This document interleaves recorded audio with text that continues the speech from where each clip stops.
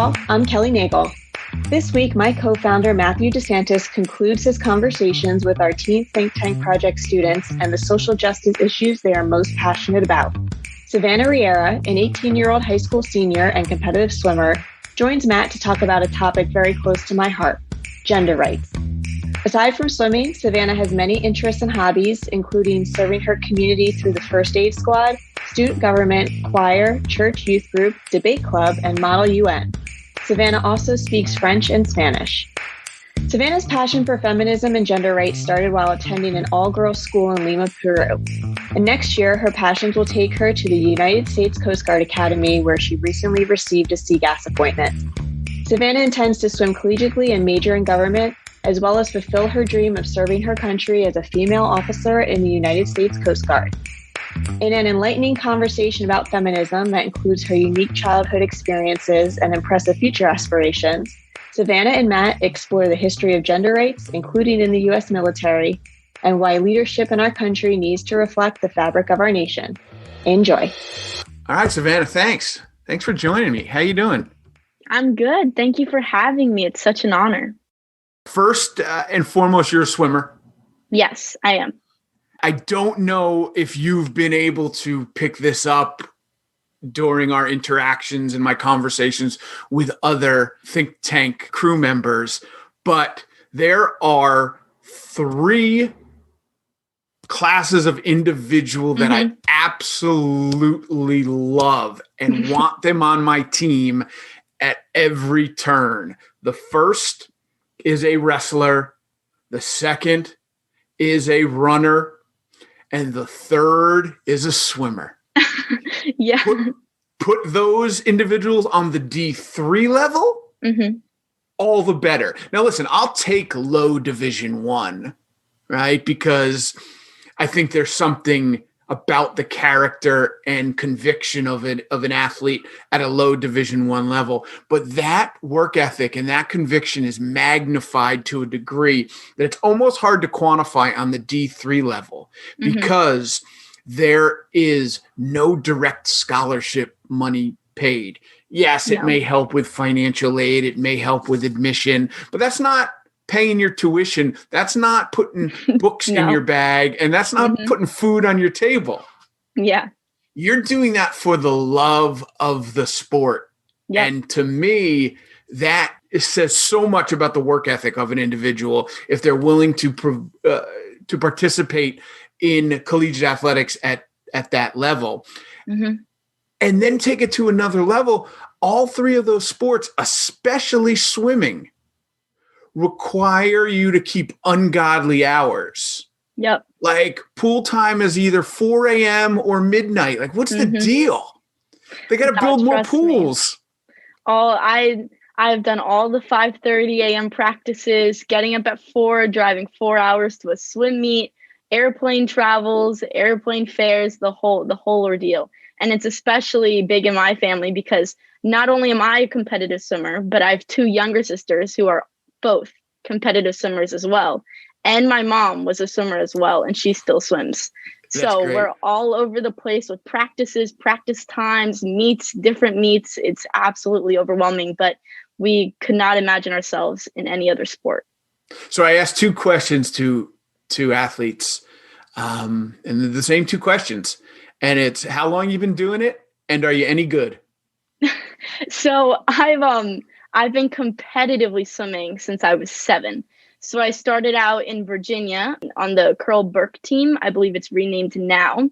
So I started out there, kind of, the 25s, jumping in the pool, writing "Eat My Bubbles" on my back, everyone putting stickers on their faces, the whole ordeal with the whole summer swimming. Then, like you said, with me having an interesting background with my moving, I then moved to Peru where I continued my competitive swimming. It's actually funny. The day that my parents told me that we were going to be moving to Peru and they kind of were asking our opinions on this, the only question I ask, and they will tell you this story all the time, the only question I ask is there a pool and can I swim? That was the only question that I asked before moving. They said yes, and I said, all right, let's go. That's great. So I moved there. I continued my competitive swimming. It honestly was one of the best opportunities I've ever had in my entire life. I traveled to Colombia, Chile, Argentina, everywhere in Peru for swim meets. I met amazing people, got engrossed in the language and the sports, kind of how sports work over there.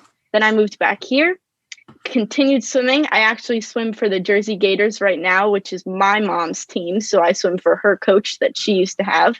So I'm doing that. And then hopefully, I'm not sure yet, hopefully I'll be swimming for the academy. Let's talk about the academy a little bit. Let's start with the appointment. Yep. Talk a little bit about what is a CGAS appointment.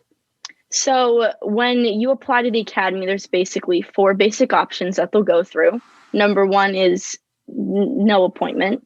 Number 2 is full appointment. Number 3, if you apply early action, you get transferred over to regular admissions, kind of like so they can reconsider you. And then the 4th one, and in my opinion, kind of the golden ticket and the one I wanted overall, is the CGAS appointment.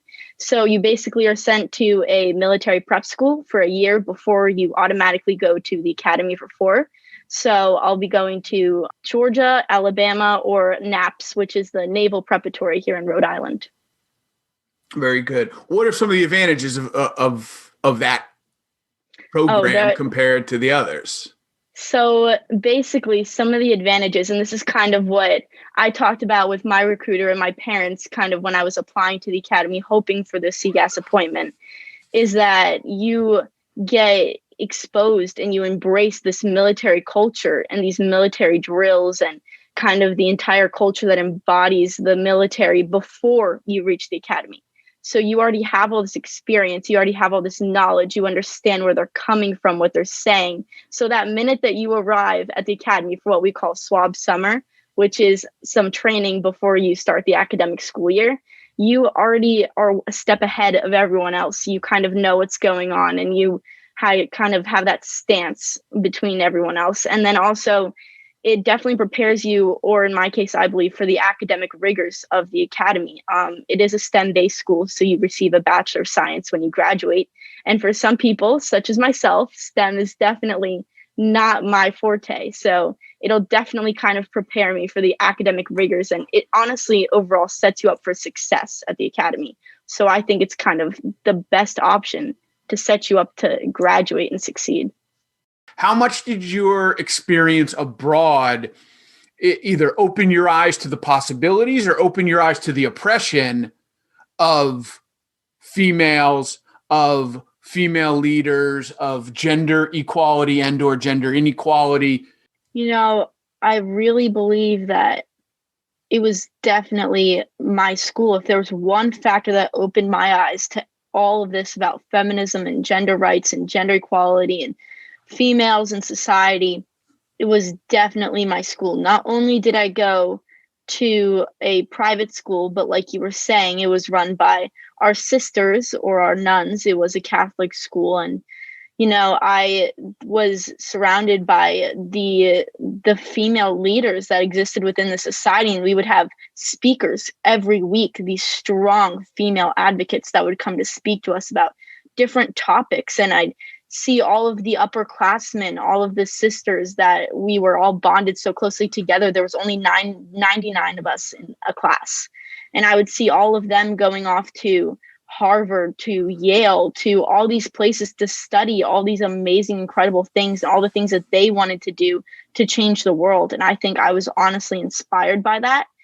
And when I got there, I was kind of struck in the face by all of this amazingness, all of these strong people that I was surrounded with. And I think it definitely changed my life and opened the door to this talk that we're having now about why I am so passionate about feminism and why I'm in the Gender Equity Advocates Club at school and why we have discussions about this and why I definitely want to create this new path for females in the military as well. So I would say that it would definitely be my school.